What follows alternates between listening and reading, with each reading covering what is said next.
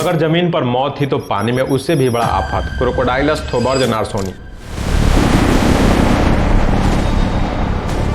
यह आज के किसी भी मगरमच्छ से बड़ा था, लगभग 27 फीट लंबा। एक बाइट और कहानी खत्म। लेकिन खतरा सिर्फ पानी में नहीं था, खतरा आसमान में भी था। अफ्रीकन क्राउन ईगल यह इतना पावरफुल था कि हमारे पूर्वजों के बच्चों को खेल खेल में उठाकर ले जाता था। फॉसिल की आंखों में मिले पंजों के निशान बताते हैं उन्हें जिंदा नोच लिया गया था, और अगर आप पानी और आसमान से बच भी गए तो रात में इंतजार कर रहा होता था जायंट हाइना, जिसके जबड़े इतने शक्तिशाली थे कि वो इंसान की हड्डियों को भी चूर चूर करके उसका बोन मैरो निकाल लेते थे। भागने का कोई चांस ही नहीं था। इंसानी इतिहास का एक ऐसा डार्क फेज जहां 12 साल की उम्र भी पूरी कर पाना किसी चमत्कार से कम नहीं था। दोस्तों जरा सोचिए, एक ऐसा दौर जहां सुबह की पहली किरण भी खौफ लेकर आती थी। नींद टूटती थी तो सबसे पहला सवाल यही होता था कि आज शाम तक जिंदा रह पाऊंगा या फिर नहीं, क्योंकि अगर आपने अपना 13वां बर्थडे भी मना लिया तो समझिए आपने बहुत लंबी जिंदगी जी ली है। ये किसी और की कहानी नहीं है, एक कहानी आपके और हमारे उस खास पूर्वज की है जिसने नेचर के सबसे क्रूर, सबसे खूंखार और सबसे बेरहम दौर को झेला, लड़ा और जीता भी। इसलिए आज हम यहाँ बैठे हैं और ये वीडियो देख रहे हैं। दोस्तों जरा कल्पना कीजिए उस दौर को जहाँ हर सांस एक जंग थी, हर कदम एक मौत का न्योता था, जहां नेचर खुद दुश्मन बन गई थी और इंसान की शुरुआती चिंगारी को बुझाने की हर कोशिश कर रही थी। दोस्तों एक कहानी सिर्फ हड्डियों और फॉसिल्स की नहीं है, ये उस जज्बे की है जो लाखों साल पहले जली और आज भी हमारे अंदर जल रही है। तो दोस्तों आज हम बात करने जा रहे हैं इंसानी इतिहास का वो सबसे काला, सबसे डरावना और सबसे अनसुनी चैप्टर, जिसे सुनकर आपकी रूह कांप जाएंगी। ये चैप्टर है हमारे पूर्वज होमो हेबिलियस का। वो पहले इंसान थे जिसने नेचर के तूफान में अपनी चिंगारी बुझने नहीं दिया। तो दोस्तों इसे शुरू से शुरुआत करते हैं, क्योंकि यह कहानी पूरी इंसानी सभ्यता की नींव है। और दोस्तों जैसे मैं हमेशा कहता हूँ, इतिहास सिर्फ किताबों में नहीं होता, वो हमारे डीएनए में होता है। तो चलिए शुरू से शुरुआत करते हैं।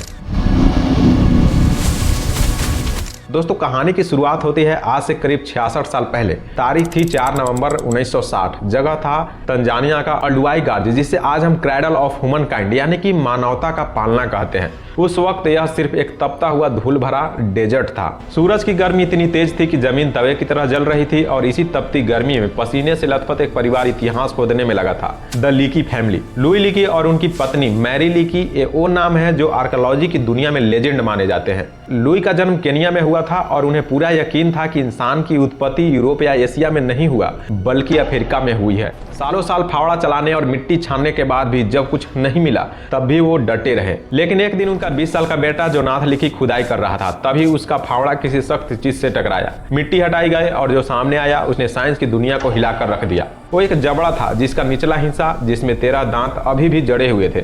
लेकिन यह कोई साधारण जबड़ा नहीं था। जब लैब में इसकी जांच हुई तो यह पता चला कि अंगुलियों की बनावट में एक खास तरह की प्रिसीजन ग्रिप थी, यानी अंगूठे और अंगुलियों का वो तालमेल जिसमें हम पेन पकड़ सकते हैं या सुई में धागा डाल सकते हैं। यह क्षमता चिंपांजी में नहीं होती। लुई लीकी ने इसे देखते ही कहा था, यह हमारे बाप दादाओं में से कोई है। साइंटिस्टों ने इसे नाम दिया होमो हेबिलियस, यानी कि द हैंडीमैन। वो पहला इंसान जो अपने हाथों का इस्तेमाल औजार बनाने के लिए कर सकता था।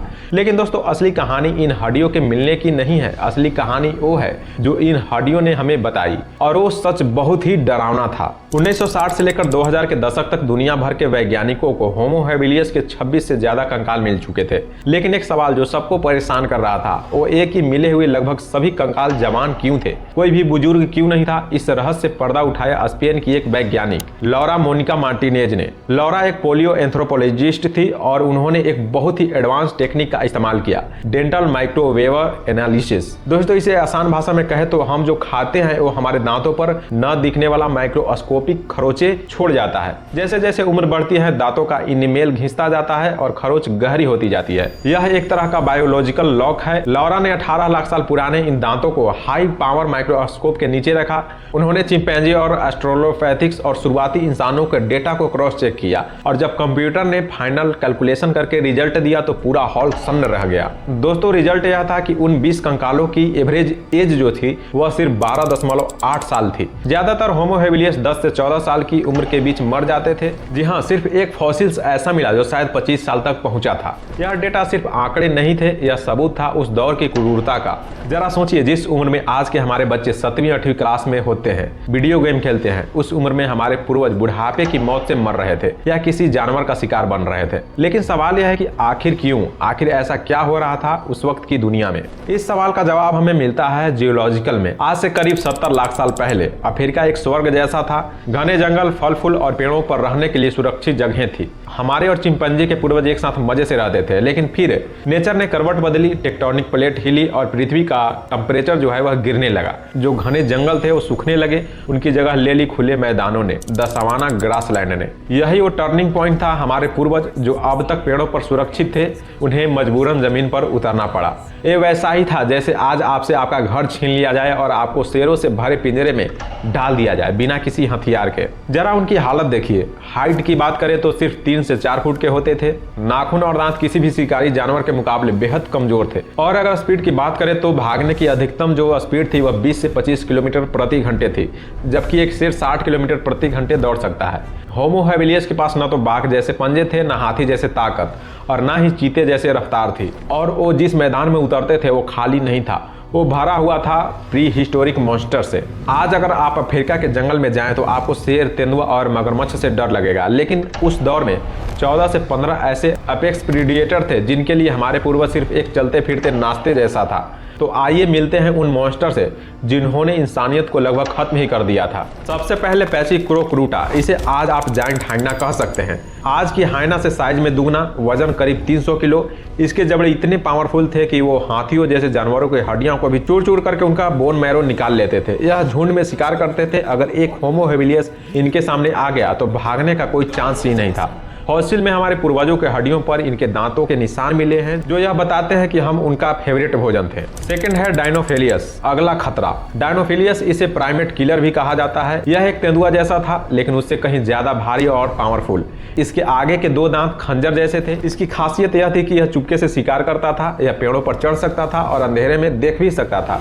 जरा कल्पना कीजिए, हमारे पूर्वज रात में किसी पेड़ की डाल पर सो रहे हैं, यह सोचकर कि वो सुरक्षित हैं, और तभी अंधेरे में 2 चमकती आंखों और खंजर जैसे दांत उनकी गर्दन दबोच लेते हैं। अगर जमीन पर मौत थी तो पानी में उससे भी बड़ा आफत। क्रोकोडाइलस थोबर्ज नार्सोनी, यह आज के किसी भी मगरमच्छ से बड़ा था, लगभग 27 फीट लंबा। होमो हैबिलियस को प्यास तो लगती थी, और जब वो पानी पीने झील के किनारे जाते थे तो पानी के नीचे यह मॉन्स्टर इंतजार कर रहा होता था। एक बाइट और कहानी खत्म। और खतरा सिर्फ जमीन या पानी में नहीं था, खतरा आसमान में भी था। अफ्रीकन क्राउन ईगल, यह इतना पावरफुल था कि हमारे पूर्वजों के बच्चों को खेल खेल में उठाकर ले जाता था। तोंग चाइल्ड के फॉसिल की आंखों में गढ़ों में ईगल के पंजों के निशान मिले हैं, जो बताते हैं कि उसे जिंदा ही नोच लिया गया था। तो दोस्तों, सवाल यह आता है कि इतने कमजोर होने के बावजूद इतने खूंखार शिकारियों के बीच हम बचे कैसे? यहीं पर आता है हमारे पूर्वज का वो जज्बा जिसने हमें आज यहाँ पहुंचाया। उनके पास ताकत नहीं थी, लेकिन उनके पास एक हथियार था जो किसी और जानवर के पास नहीं था। जी हाँ, उनका दिमाग। होमो हैबिलियस का जो दिमाग था वह 6 से 700 सीसी का था, चिंपैंजी से बड़ा। इस दिमाग ने उन्हें 2 चीज सिखाई। पहला, स्कैवेंजिंग यानी कि मुर्दाखोरी। वो शिकारी नहीं थे, वो चोर थे। वो तब तक झाड़ियों में छुपकर इंतजार करते थे जब तक शेर या हाइना शिकार करके पेट भरकर चले न जाए। फिर वो दौड़कर जाते और बची खुची हड्डियों को पत्थर से तोड़कर उनके बीच छुपी उस बोन मैरो को खाते थे। दोस्तों, यह सिर्फ खाना नहीं था, यह उस वक्त का सुपर फूड था। इसी हाई प्रोटीन और फैट ने हमारे दिमाग के साइज को दुगना कर दिया। हम ताकत से नहीं बल्कि दिमाग से जंगल के राजा बने। और दूसरा था कॉपरेशन। उन्हें समझ आ गया था कि अकेले रहना मतलब मौत। उन्होंने ग्रुप में रहना शुरू किया। एक खाता था तो 2 पहरे देते थे। यही से टूटी फूटी भाषा और इशारों की शुरुआत हुई। उन्होंने पत्थरों को तोड़कर धारेदार बनाना सीखा। यह टेक्नोलॉजी की दुनिया में इंसान का पहला कदम था, इसलिए उन्हें हैंडमैन कहा गया। नेचर ने उन्हें कुचलने की पूरी कोशिश की, हर कदम पर मौत का जाल बिछाया, लेकिन उन नन्हे से होमो हैबिलियस ने हार नहीं मानी। वो 12 साल की उम्र में मरते रहे, लेकिन मरने से पहले उन्होंने अपनी अगली पीढ़ी को वो ज्ञान दिया जिससे होमो इरेक्टस का जन्म हुआ। होमो इरेक्टस जिसने आग की खोज की, जिसने शिकार करना सीखा और जो पहली बार अफ्रीका से बाहर निकला। दोस्तों, आज हम ऐसी कमरे में बैठे हैं, हमारे पास 80 साल की एवरेज लाइफ है। हमें सड़क पर चलते हुए यह डर नहीं होता कि कोई शेर आकर हमें खा जाएगा। लेकिन याद रखिए, यह सुरक्षा हमें खैरात में नहीं मिली है। ये सुरक्षा की कीमत हमारे उन करोड़ों पूर्वजों ने अपनी जान देकर चुकाई है, जो 12 साल की उम्र में उन खूंखार मैदानों में दम तोड़ देते थे। हमारी रगों में जो खून दौड़ रहा है उसमें वो सर्वाइवल इंस्टिंक्ट है जिसने डायनासोर के बाद की सबसे खतरनाक दुनिया को हराया। विज्ञान सिर्फ एक सब्जेक्ट नहीं है दोस्तों, यह हमारी कहानी है। यह हमारे संघर्ष, हमारी जीत और हमारी विरासत की सबूत है। तो दोस्तों, इस वीडियो में इतना ही। वीडियो कैसा लगा कमेंट सेक्शन में जरूर बताइएगा, और ऐसे ही वीडियो देखने के लिए हमारे चैनल को लाइक, शेयर और सब्सक्राइब जरूर करिएगा। तब तक के लिए जय हिंद।